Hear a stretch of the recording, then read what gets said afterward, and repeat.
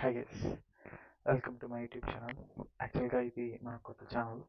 నేను ఈరోజే tutorial start చేశాను. సో అది ఫుల్ స్టాక్ డాట్ నెట్ డెవలపర్గా మనకేంటంటే యాంగులర్ అనేది ఎంత ఇంపార్టెంటో మనకు తెలుసు.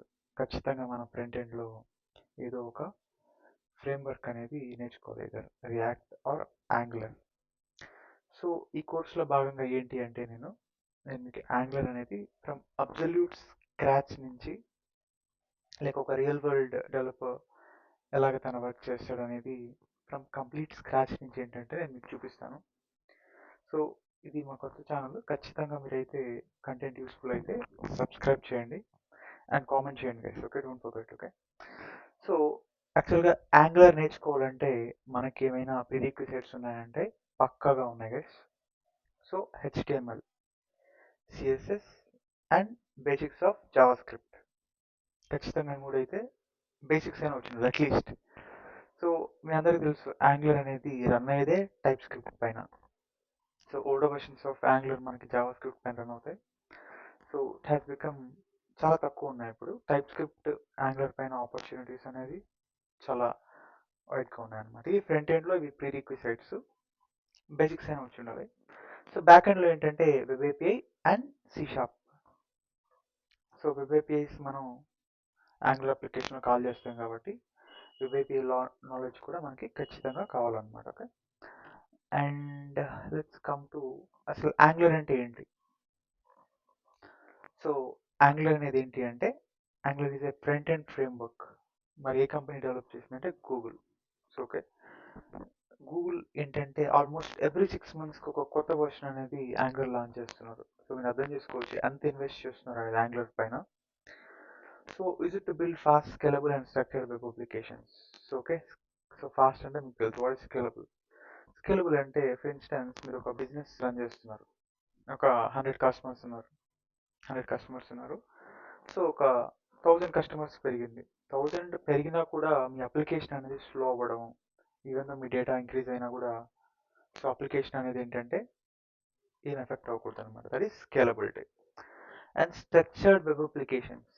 స్ట్రక్చర్డ్ అంటే మనకి మాడ్యులారిటీ మెయింటైన్ చేయడం అనమాట. కాంపనెంట్స్ వైజ్ కోడ్ అనేది సపరేట్ చేయడం, అట్లా స్ట్రక్చర్డ్ అనమాట.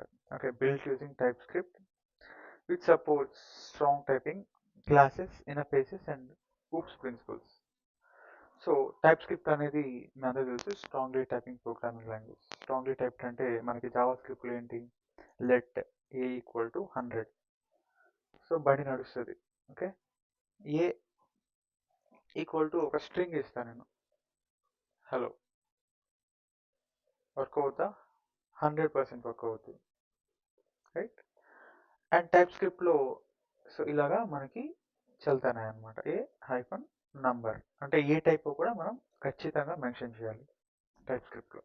Okay, so strongly typing programming language. Java స్క్రిప్ట్లో వర్క్ అవుద్ది, టైప్ స్క్రిప్ట్లో అంటే ఖచ్చితంగా అది ఏ టైప్ అనేది మనం పక్కాగా ఇవ్వాలన్నమాట. Okay, and why Angular is important among dot net developers. Okay, so Angular అనేది ఆబ్వియస్లీ రియాక్ట్ పైన కూడా చాలా ఆపర్చునిటీస్ ఉన్నాయి. Dot net react, I'm not breathing that. And type script feels similar to C sharp. అంటే మనకి C షార్ప్లో మనకి ఏవైతే principles, interfaces ఇవన్నీ ఉన్నాయో టైప్ స్క్రిప్ట్లో కూడా అవే ఉంటాయి అన్నమాట. స్ట్రాంగ్లీ టైప్ సి షార్ప్ కూడా మీకు తెలిసిందే. Okay, and easy learning for dot net developers. Already ఒక ప్రోగ్రామింగ్ నేర్చుకుంటే మనకి రెండోది పెద్దగా కష్టం అనిపించదు. And Angular provides a complete project structure. So యాంగులర్లో ఏంటంటే ఏ ఫైల్కి ఆ ఫైల్ సపరేట్గా ఉంటుంది అనమాట. Component separate, services, routing, okay, modules. So built in architecture stuck suitable for enterprise applications. Okay, enterprise applications మీరు చూస్తే లైక్ ఫినాన్స్ కానీ బ్యాంకింగ్ కానీ ఎక్కువగా డాట్ నెట్ అప్లికేషన్స్ అక్కడ యూస్ చేస్తూ ఉంటారు. సో ఆర్కిటెక్చర్ మనకి like clean architecture, event driven architecture ఇవన్నీ అనేది మనకి సపోర్ట్ చేస్తుంది అనమాట.